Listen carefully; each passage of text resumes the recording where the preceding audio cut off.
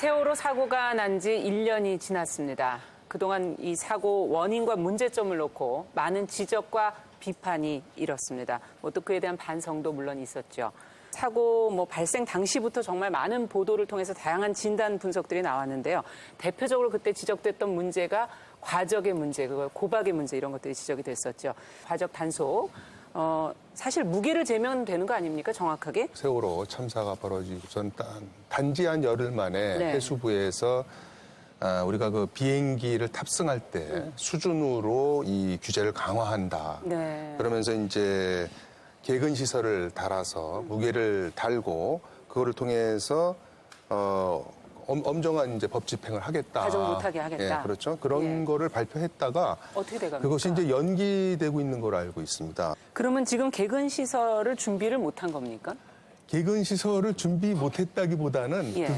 그 제도를 시행을 하는 거에 조금 좀 문제를 제기하는 분들이 있는 것 같습니다. 좀 물류 비용을 조금 증가시킬 가능성도 있기 때문이 아닌가라고 그렇군요. 생각하는데 제주도 같은 경우에 그거를 다는 거를 조금 좀 주저하고 있는 것 같아요. 저희가 직접 배를 한번 제작진이 가서 타봤습니다. 네. 타고서 처럼 안에 있는 그 가연성이 큰 물질과 예. 밖에 있는 물질이 화재 준화를 방해하는 그런 요인들이 함께 작용해서 이 건축물 화재에도 큰 위험 요소가 되고 그러니까 있습니다. 세 가지인 것 같아요. 네. 하중에 약하고 화재에 약하고 유독가스를 난다. 그러면 최악 아닙니까? 거기에 입주해 있는 주민들이나 예, 일반 패널하고 어떤 차이가 있는 건지 잘 못 느낄 정도로 제가 대체적으로 알기로는 5분간 정도 화재를 견디면 된다라는 예. 얘기인데 글쎄요, 그게 견딘다라는 말의 뜻도 정확히 모르겠고요.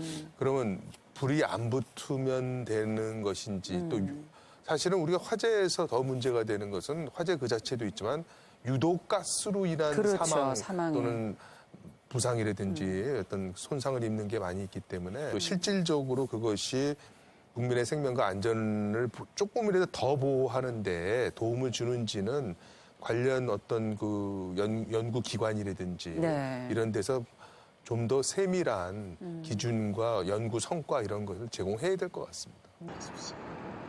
난연 패널만 잡으면 모든 문제 해결되면 참 다행이지만 또 그것만은 아닌 것 같아요. 국민안전처가 네. 작년 11월 19일 출범하지 않았습니까? 네. 그렇다면 이제 국민안전에 관한 총괄 그 업무 조정 부처로서 특히 국민들이 많은 관심을 갖고 있는 건축용 자재에 관해서는 네. 단순히 샌드위치 패널뿐만 아니라 불연, 난연 또 일반 여러 가지 커튼도 있고 카페트도 네. 있고 뭐 그 전반적인 자재에 대한 종합적인 자체 관리 점검. 대책과 새로운 기준이라든지 이런 것을 국민 앞에 내놔야 출범의 의미가 있다. 그 둘 다 대처를 못했고 네. 당황한 사람이 오로지 네. 매뉴얼만 생각한 거예요. 그러다 보니까 매뉴얼의 기계적 적용, 기계적 맹신이었는데 마스터 키를 뽑고 현장을 이탈합니다. 근데 매뉴얼이 왜 그렇게 돼 있습니까? 어떻게 돼 있냐면은 기관사가 자리를 이석할 경우에는 마스터 키를 뽑으라고 돼 있었어요. 그렇군요. 그렇다면 그분은 전체적인 매뉴얼에 대한 이해를 한 것이 아니라 부분적 조항만 기계적으로 적용해서 마스터 키를 뽑고 갔기 때문에 네. 그 안에 계셨던 분들이 못 나온 나올 수가 것이 없었죠. 결정적인 많은 사망자를 유발한 거거든요. 예. 세월호 참사 이후에도 매뉴얼 얘기는 많이 합니다. 그렇습니다. 그렇지만 매뉴얼의 전체적 의미를 파악하는 것이 더 중요하고 그다음에 많은 훈련을 통해서 몸이 기억하는 매뉴얼. 어떤 사건, 사고, 재난의 현장에서 매뉴얼을 보고 움직인다면 그건 이미 끝난 거거든요. 그렇죠. 2011년 3월 11일 날 그 쓰나미가 발생. 된다면 어떨까 생각하면 끔찍하죠. 그러네요. 예를 들면 지하철 사고 같은 경우는 엄청난 그 인명이 진짜 살상될 수도 그렇죠. 있는 그런 건데 1인 승무 또 나아가 무인 전동차까지 얘기 나오는데 물론 비용 얘기를 할 겁니다. 그렇지만 1인 승무로 인해서 그 2인 승무와 비교했을 때 여러 가지 데이터가 그렇죠? 사상 사고 발생률이 2배가 된다 그러고 네. 뭐 일부 연구지만 네. 주행 장애율이 7배가 된다 그러고 연착 지연율이 8배가 된다.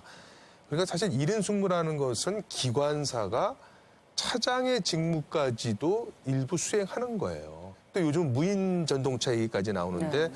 작년 5월에 상황심역 지하철 추돌 사고도 만일 그것이 승무원이 없는 무인 전동차였다면 대형 사고가 났을 그렇죠. 겁니다. 맞습니다. 이걸 종합해서 살펴보면은 이것은 비용보다는 그야말로 국민의 생명과 안전에 관한 지금 뭐 장 교수님 나오시지만 헌법적 가치로까지도 얘기할 수 있지 않겠습니까? 저는 그런 생각을 좀 해봅니다. 근데 이제 일단 그 이 교수님 할 수도 있다.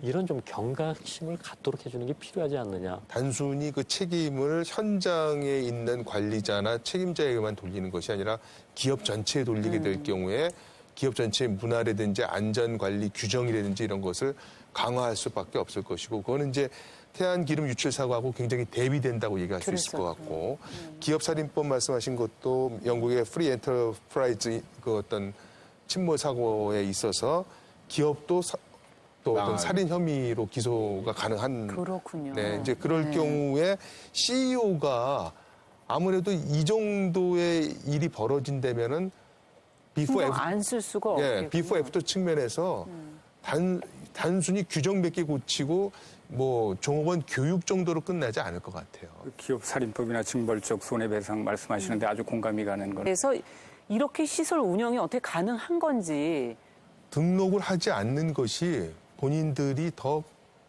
중장기적으로 이득이 있다고 생각해서 저는 그렇게 어떤 한다고 이득이 있는 겁니까? 등록을 했을 경우에 그들이 생각하기에는 너무 많은 규제가 정부 부처별로 다 개별법적으로 규제를 하고 있기 때문에 본인들에게는 너무 그것이 비용이 부담이 된다고 생각해서 네. 아예 등록도 하지 않고 만일 적발됐을 때는 계산을 해보겠죠. 적발의 확률과 처벌의 강도를 다 계산해 보면은 도리어 무등록으로 가는 것이 그들에게는 비용 합리적이라고 해서 유리하다. 그런 선택을 했을 거라고 저는 생각합니다. 더 중요한 것은 규제 준수 비용을 굉장히 절감시키는 것도 필요할 겁니다. 결국 이런 부분들이 있어가지고서 이제 법을